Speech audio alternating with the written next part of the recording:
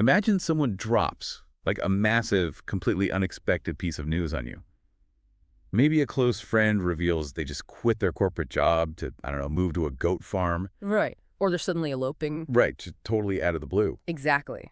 Now, if you're reacting in your native language, you have this entire arsenal of nuance at your disposal, right? You can deploy the exact right words to show thrill or skepticism or just profound shock. Oh, 100%. You have the perfect phrase ready to go. But when you're communicating in English as a second language, you take in all that wild information, your brain entirely freezes, and you just manage a very polite, oh, really? What? Yeah, it's basically the conversational equivalent of a system crash. The person just handed you a grenade of information, and you're responding with the emotional energy of someone reading a grocery list. Which feels terrible. Yeah. Because internally, you're exploding with excitement or shock, but externally, only this tiny little squeak comes out. So let's unpack this. We're looking at a stack of sources today that basically function as a masterclass in the sociolinguistics of surprise. It's such a fascinating topic. It really is. The mission for this deep dive is to get you, the listener, away from those flat textbook responses. When we get shocked in a second language, our linguistic brain goes into survival mode, and we grab the conversational equivalent of a blunt rock, which is the word wow. Right, the trusty old blunt rock. Today, we're giving you a scalpel. Mm-hmm. But I want to start with the mechanism itself. Why does our vocabulary just evaporate the second we're surprised? Well, it really comes down to how our brains handle cognitive load under sudden stress. Surprise isn't just an emotion, it's a biological startle response. When you hear something genuinely shocking, your amygdala, which is the brain's threat detection center, it just spikes. So you're getting a literal rush of adrenaline. Exactly. You get the sudden rush of adrenaline, and suddenly your brain's working memory is hijacked. It's desperately trying to process this unexpected reality. So it's essentially a bottleneck issue. The brain is dedicating all its RAM to processing the shock, leaving basically zero processing power for complex English vocabulary. Precisely. Accessing second language vocabulary requires a higher level of conscious cognitive effort than your native tongue. So when the system is overloaded by the shock, it defaults to the path of least resistance. Makes total sense. You revert to a basic wow because it requires zero mental effort. But the problem is, by relying on that reflex, you miss out on all the cultural nuance, the humor, and the bonding that comes with true conversational fluency. That honestly reframes the whole issue. It's not about a lack of vocabulary at all. It's about learning to override a neurological bottleneck, which means we can't just memorize a list of extreme reactions and shout them every time someone surprises us. We're definitely not. Like if someone tells you they switched to oat milk and you scream and fall out of your chair, you're going to look completely unhinged. You would be violating a fundamental rule of social interaction. Reactions have to scale appropriately to the stimulus. Linguists often look at this as a kind of volume dial. You have to calibrate your response to maintain social cohesion. Okay, let's examine that volume dial, starting with the baseline, mild surprise. Well, let's walk up the scale clearly. If a piece of news is just slightly unexpected, like the oat milk, why not just nod? Why do native speakers feel compelled to say things like, oh, really? Or no kidding? It's something called phatic communion. These aren't really expressions of deep emotion, they're social grooming. You're signaling to the speaker, hey, I'm tracking with you, I recognize this information is new, and I validate your decision to share it. Got it. So a gentle no kidding in this context doesn't mean you literally thought they were making a joke. Right, not at all. It just means I acknowledge this minor pivot in reality. Okay, turning the dial up a notch. Moderate surprise. This is where things get a bit more demanding. I hear phrases like, wait, what? Or, you're kidding? These function almost like verbal speed bumps, don't they? They do, and they tie perfectly back to that working memory bottleneck we just talked about. When you say, wait, what? You are literally requesting cognitive processing time. You're telling the speaker to pause the flow of new data so your brain can catch up. That makes a lot of sense. So we've got, oh, really? And no kidding at the bottom. And then, wait, what? And you're kidding in the middle? Let's push to the extreme end of the dial. Strong and extreme surprise. This is where you bring out the big guns. No way, or I can't believe it, or I'm floored. Right. But I want to pause on one specific extreme phrase that makes absolutely zero logical sense to an English learner. If we're at maximum volume, I understand yelling, I'm floored, or a high-pitched what? But native speakers constantly use the phrase shut up when they are thrilled. Oh, yeah.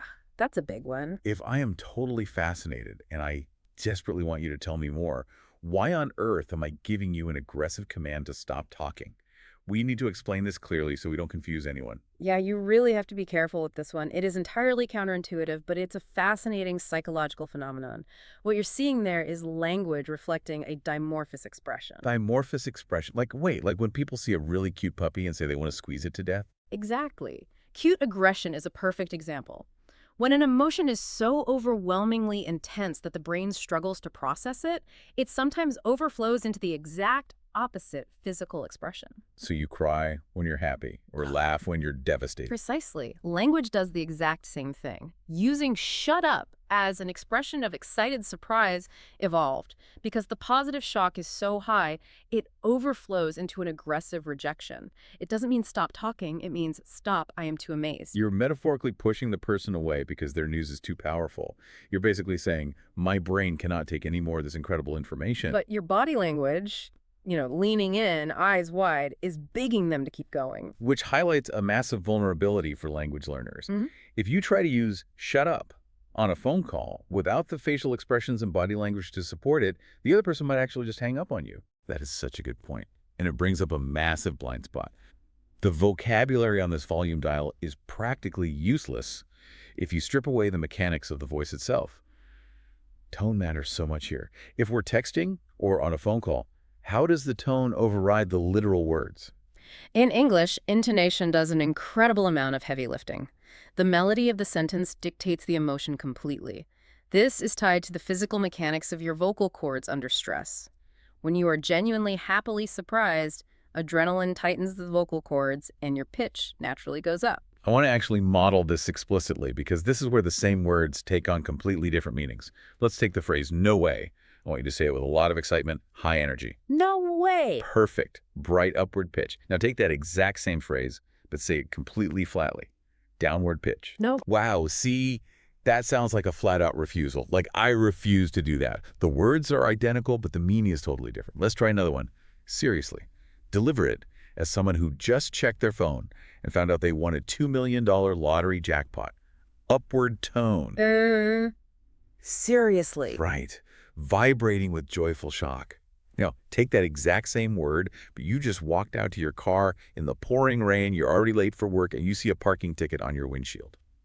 Downward tone. Seriously. It's a completely different landscape. It feels like a physical weight. Notice what happens physically on that second one. The pitch goes down, the vowel sounds stretch out, and it's accompanied by this slow exhale. It's the sound of cognitive fatigue. The downward pitch completely kills the surprise and replaces it with exhaustion or rejection. This is such a trap for English learners. If a colleague tells you they got engaged and you say seriously with a downward pitch, they're going to think you are profoundly unhappy for them or that you think their fiancé is a terrible choice. Exactly. The melody carries the actual truth, while the word is just the vehicle. But tone alone isn't enough to navigate complex social situations, is it? Because if I use that bright, excited upspeak when my friend tells me they just backed their car into a wall, I'm going to sound like a psychopath. We have to adapt these tools to the context of the news. Let's talk about positive surprise first. Context determines everything. When something unexpectedly good happens to someone else, the social expectation is that you elevate them. You wouldn't just say, I'm surprised. Right, you'd say something like, this is better than expected. Or, there's a phrase from our sources I love, you outdid yourself. Oh, you outdid yourself is a brilliant piece of social engineering. It establishes that you already hold this person to a very high standard of excellence, yet they somehow manage to exceed even that. It's incredibly flattering. I also love, I did not see that coming in the best way. That little modifier at the end removes all the ambiguity. It really does. But let's flip it. Negative surprise. The energy has to completely shift here. You aren't going to use high-pitched, excited tones to acknowledge a disaster. Right. When the news is bad, the goal is often to protect the speaker's feelings or acknowledge the gravity of the situation. You might say, I'm honestly a little shocked, using a very measured, flat tone. Or you might say, that came out of nowhere. That came out of nowhere acts as a kind of social shield. If someone gets fired and you say that, you're placing the blame on the universe. You're confirming that the event was unpredictable, which helps the person feel less foolish for not anticipating it. And if the news is catastrophic, you retreat entirely. You say, I'm at a loss for words. It's a highly respectful way to show that you are so surprised and saddened that you refuse to trivialize their pain with a cliché. Powerful phrase. Okay, we have positive and negative, but there's a third category that I think is uniquely subtle and so fun to use: ironic or sarcastic surprise. This is when the outcome was 100% predictable, but you pretend your mind is blown. Ah, the verbal eye roll. Yes. Like if I leave a steak on the coffee table and my dog eats it, I might look at the empty plate and say, oh, what a surprise. But the sources suggest using phrases like color me surprised, delivered entirely deadpan. Deadpan is key here. But here's my question. If deadpan means having absolutely zero expression, how does a listener know you're being sarcastic and not just painfully boring or completely oblivious? It works entirely on the principle of violating social expectations. If a situation is highly dramatic or the outcome was glaringly obvious, the social expectation is that your reaction will match that energy, but you intentionally withhold it completely. So the contrast is the joke. Exactly. Yeah. By delivering a perfectly flat, expressionless color me surprised, the sheer contrast between the dramatic situation and your robotic voice creates the irony. You are letting the void do the talking. I love that, letting the void do the talking. Okay, before we get to our final vocabulary breakdown, there's one more layer. What happens when you are the one dropping the bombshell and the other person reacts with extreme surprise? How do you catch that energy? You have to validate their emotional state. If you tell a friend a wild story and they yell, no way, they are offering you a high-energy response. If you just shrug and say, yes, you drop the ball, you kill the momentum, instead, you mirror them by saying, I know, right? I know, right? Is the absolute glue of modern English conversation. It means, I agree that this is crazy, and your shock is entirely justified. And if there's more to the story, you can reel them in further by saying, it gets better, or wait, there's more. It builds conversational momentum. It promises them a second dose of adrenaline. All right, I want to see how all these mechanisms work together naturally. We're going to do a quick mini role play. I'm actually going to drop a genuine piece of fake news on you, and I want to see you cycle through the levels of surprise. Oh, boy. Okay, I'm ready. Hit me. Okay, so you know that massive sold-out linguistics conference in London next month? The one we couldn't get tickets for? Yeah, I'm still so annoyed about that. Well, the keynote speaker just emailed me. They're giving us 2 VIP backstage passes. Wait, what?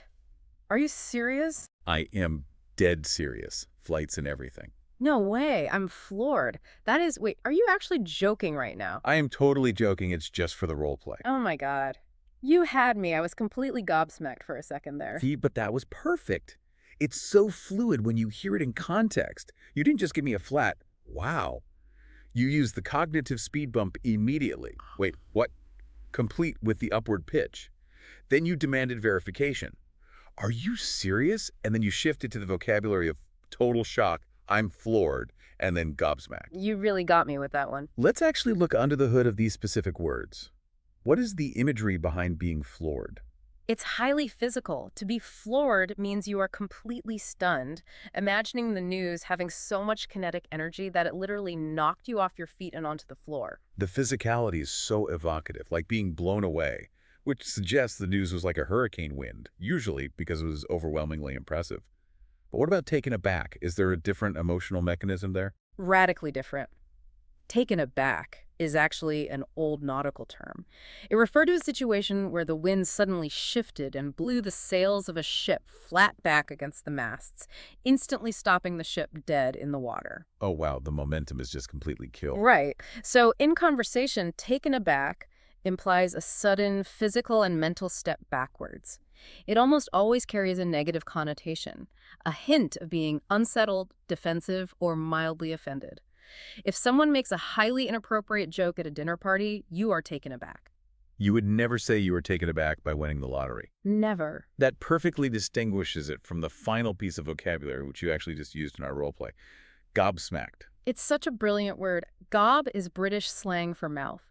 So being gobsmacked literally means you are so utterly astounded that someone might as well have walked up and smacked you in the mouth. Your jaw drops open and you are left completely speechless. Now, I know it originated in the UK, but I've noticed it is rapidly crossing over into American English, hasn't it?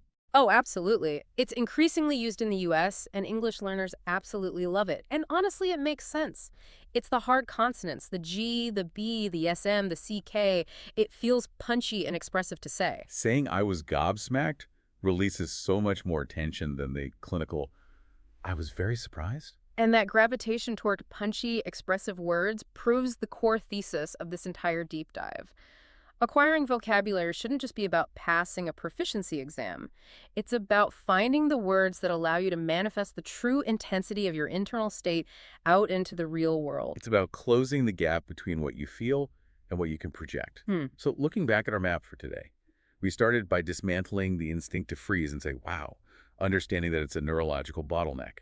We learned how to operate the volume dial from, oh really, to the dimorphous aggression of shut up. We analyze the vital mechanics of vocal pitch, too. How an upward melody breathes life into a phrase, while a downward pitch suffocates it with fatigue. And we navigated context positive, negative, and the deadpan void of ironic surprise. Finally, we uncovered the physical histories of being floored, blown away, taken aback, and totally gobsmacked. The ultimate goal here isn't just to memorize idioms. The goal is to ensure you don't lose your actual identity when you cross over into English. You want your humor, your empathy, and your sharpest observations to translate seamlessly. When you permit yourself to use these tools naturally, you stop sounding like an audio textbook, and you finally just sound like yourself. Giving yourself that permission is really the first step to real fluency. Which leaves me with a final thought for you to mull over. Think about the most surprising thing that ever happened to you. A crazy coincidence, a sudden career shift, a bizarre encounter. Ask yourself which of today's phrases perfectly captures that exact flavor of shock. Were you taken aback? Were you floored? Or were you completely gobsmacked? Let us know. And if you're new here, subscribe so you don't miss next week's deep dive.